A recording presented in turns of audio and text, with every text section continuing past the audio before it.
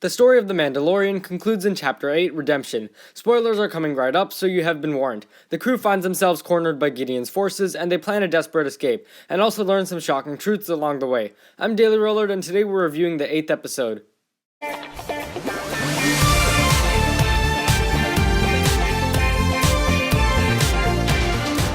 Hey everyone, welcome back to the channel. First off, I apologize that it's taken so long to get this out, but this will be the last Mandalorian video until fall. Anyways, Chapter 8 marks the conclusion to the story that began in November. It wraps up several plot threads while also setting up a few. And that being said, let's first discuss how this sets up the next season. Season 2 seems to continue with the Mandalorian protecting Baby Yoda, but now he has to find the child's home and reunite him with the Jedi. So basically similar to the first season, but with the added element of the Jedi. I think this will be pretty cool and a nice way to explore more of the post-Clone Wars Jedi Order. Another big cliffhanger is the final scene of the season, which shows Moff Gideon wielding the Darksaber, the very same from the animated shows. This cliffhanger works quite well for a few reasons. First of all, how the heck did he acquire the sword? This is ultimately the biggest question we're left with. And secondly, while the heroes have won for now, this cliffhanger also seems to confirm that Gideon will still be a main antagonist in the next season. The Moff himself plays a bigger role in this episode, and continues to establish himself as an intimidating villain. He's not a spectacular character, but I think he's pretty cool and works well. He also reveals several secrets about the protagonist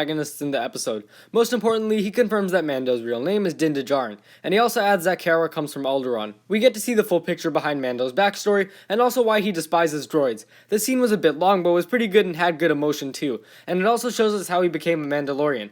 I think this was a great way to connect the character to the past events of the saga. IG-11 plays a big role as well. This character is the perfect balance between comic relief and actually serving a purpose. The first scene where he rescues the child was awesome. I love the interactions between the scout troopers, and also the reference to how they always miss. That was probably the funniest scene from the series. Later on in the episode, IG-11 actually goes on to sacrifice himself. As I said in the last review, taking risks is great and it definitely pays off. IG-11's journey from an assassin droid to this compassionate being was truly amazing. As for some other things, we finally get to see Mando's face, which is cool. I mean, we all knew it was going to happen eventually, and I also love the aerial battle with Mando and Gideon. Now that Mando has a jetpack, I'm definitely hoping to see some more aerial action in the next season.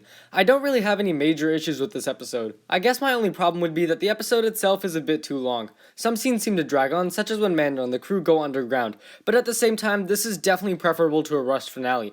I also feel that Greef and Kara could have done more. The focus was mainly on IG-11 and Mando, while the others were pretty much just sitting around. But anyways, let's wrap up by rating this episode, and I'm gonna rate it a 9.5 out of 10. This episode delivers the great finale that Chapter 7 promised us, and gave us my favorite episode of the season. It successfully wraps up many stories, such as Mando's backstory and IG-11, but it also sets up some new ones and does a great job setting the stage for the next season. And that wraps up our reviews of Mandalorian Season 1. I hope you have enjoyed them, and they have been fun to make, and also a nice break from the normal Ninjago stuff. Later on in the year, we will return to review The Mandalorian when it returns for Season 2.